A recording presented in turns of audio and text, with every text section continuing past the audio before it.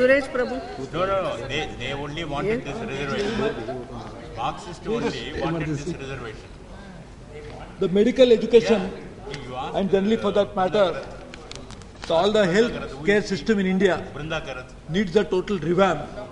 And therefore, any institution that you try to create to address this problem is always a welcome measure. The minister has been running a campaign against a lot of ills in society, like he's trying to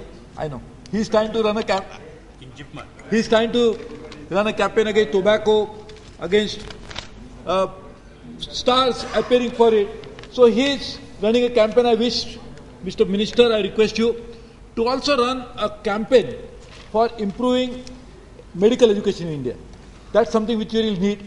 And therefore, if you are trying to create an institution of national importance under entry 64 of list 1 of the 7th schedule to the Constitution by declaring this Jawaharlal Institute of Postgraduate Medical Education and Research in Pondicherry, it's a welcome thing. My request is, the number of trained doctors that we need in India is increasing rapidly. We need specialization in several fields because there are new types of diseases which are coming up. The diseases which were not known to us some years ago. We are developing new medicines to address that, and because we are developing new formulations, in fact, more complex diseases are now getting manifested. Because the human genes are developing some sort of a resistance to those diseases, and therefore new diseases are coming up. So what we really need, we need first a research of various types to address this problem. We need research at a pharmaceutical company level so that they can develop new molecules, new drug delivery system, so this problem can be addressed. But that's the one side of application of medicine. On the other hand, we need people who can diagnose the problem, who can then treat a disease.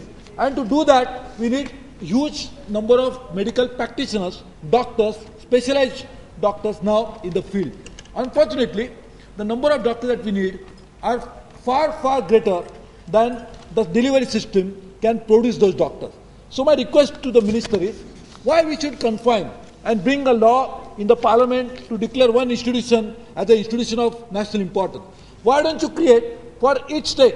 I would say, why not create 10, 20 institutions like this, as many as possible, so that each state would have at least one, but more, maybe for each district. Because just imagine there are 600 districts, and I'm sure you know it better because you're a medical doctor, I'm not, that probably we have more than 600 diseases which need specialized attention. So why not think about a model in which we create at least one specialized institution per district of a great importance. Second point is that when we call it an institute of national importance, what does it really mean? Because I remember some time ago, the civil aviation minister declaring in the parliament that now we'll call this airport as international airport.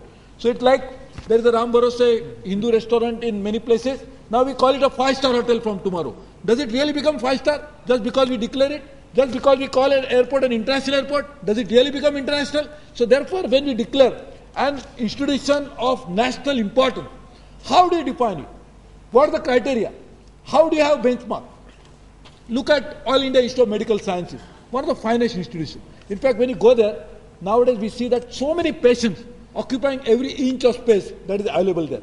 That means there's a need for it, but at the same time, because we call it a national importance, we'll file it the institution of national squatting. People are squatting it all over. So why not really try to create an institution which can be measured in terms of national? And my request to the minister would be, don't call it national importance alone.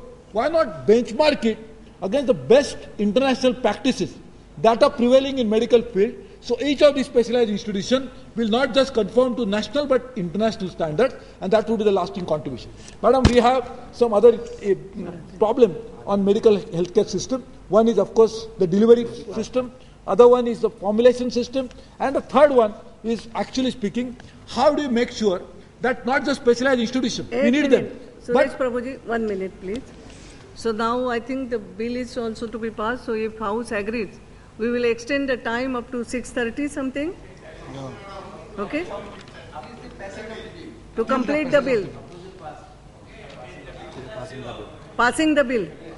Okay, thank you. Yes, you can go. So, madam, on one hand, we certainly need the specialized institution of this kind and I welcome it, as I said. On the other hand, we need specialized medical delivery system, which should, but at the same time, we also have a huge shortage of people working at a lower level of this medical delivery system.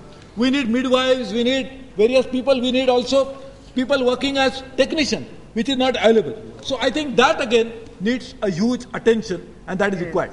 You have launched a very ambitious program called Rural Health Delivery Program. In fact, I'm looking forward to it becoming a successful program, because this is a very ambitious type of program that you launched. But in that, again, one of the key components of that is going to be the type of people that will be required to man this organization. In fact, I am aware when you are trying to tell the doctors that they should spend one more year in rural areas, the type of protest that came up. So how do you find people who will be able to go to the villages, the people who could be trained in the villages? So can we think about not just institutions of national importance like the one that we are creating, but also the institutions at small level, village level, sub-district level, which can produce the type of people that we require of a lower level? That's something also needs your attention, and I request you for doing that. Thank you. Thank you.